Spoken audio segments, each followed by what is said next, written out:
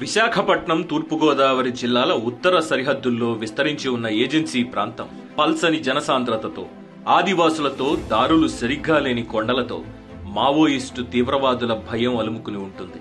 గత కొన్ని దశాబ్దాలుగా క్రిస్టియన్ మత వ్యాప్తి, మత మార్పిళ్లతో ఈ ప్రాంతమంతా చర్చిలు విస్తరించి ఉన్నాయి. ఇంతకు ముందు వైఎస్ఆర్, ఇప్పుడు జగన్ ఆ చర్చిల ద్వారా రాజకీయ లబ్ధి పొందడానికి అలవాటు పడ్డారు.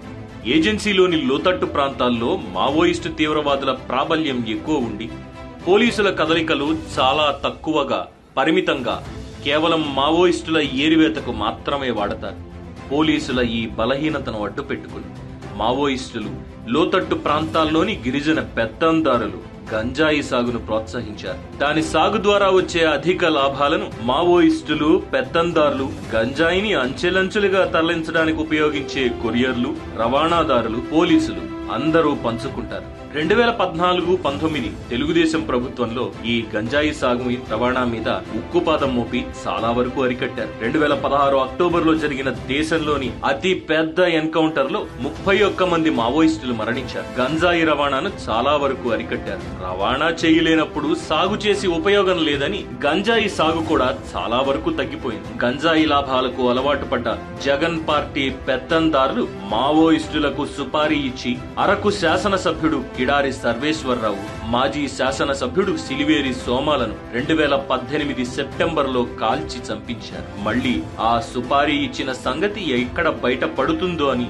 అప్పట్లో జగన్ కి దగ్గరగా ఉన్న కేంద్ర ప్రభుత్వంతో మాట్లాడుకుని కేసును ఎన్ఐఏకి బదిలీ చేయించుకున్నారు. అందుకే ఒక గిరిజన శాసనసభ్యుడిని కాల్చి చంపితే జగన్ కనీసం సానుభూతి కూడా వ్యక్తం చేయలేదు. జగన్ పార్టీ అరకు లోకల్ నాయకులు కూడా బాధిత కుటుంబాన్ని కనీసం పరామర్శించలేదు. అది జగన్ పైశాచికత్వం. అంతేకాకుండా గంజాయి రవాణాపై పోలీసులు ఉక్కుపాదంతో ఆదాయం కోల్పోయిన వైసీపీ శ్రేణులతో అరకు పోలీస్ స్టేషన్ కి నిప్పంటించారు. ఏజెన్సీ ప్రాంతాన్ని అల్లకల్లోలం చేసి మావోయిస్టులు, గంజాయి సాగు, రవాణా లబ్ధిదారులు, చర్చి ఫాదర్ల సహకారంతో గిరిజన సీట్లన్నీ గెలిచిన వైసీపీ గంజాయికి తలుపులు బార్లా తెరిచింది. వైసీపీ నాయకులే గంజాయి సాగు చేయించేది, గంజాయి రవాణా వ్యవస్థను నడిపించేది. మావోయిస్టులకు కూడా వాటా రావడంతో వారి నుంచి ప్రభుత్వానికి వ్యతిరేకంగా ఒక్క స్టేట్మెంట్ కూడా రాలేదు. గంజాయికి, ఏజెన్సీ ప్రాంతాల్లో అక్రమ మైనింగ్ కి అడ్డే లేకుండా పోయింది. కాకపోతే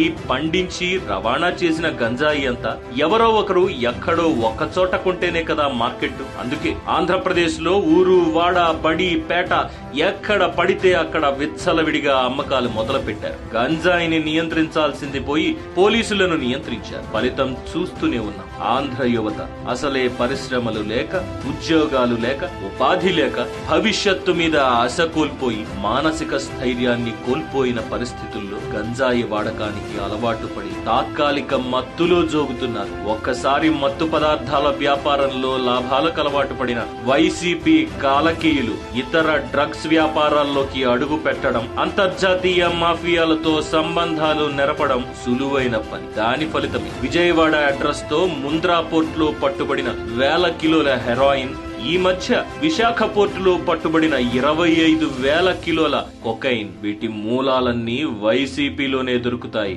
ఆంధ్ర ప్రజానీకానికి పట్టిన ఈ దరిద్రం పోవాలంటే, ఆంధ్ర యువతకు పొంచి ఉన్న ప్రమాదం నుండి పిల్లలను రక్షించుకోవాలంటే ప్రజల జీవితాలతో వ్యాపారం చేసే ఈ రాబందు ప్రభుత్వాన్ని గద్దె దించాల్సిందే.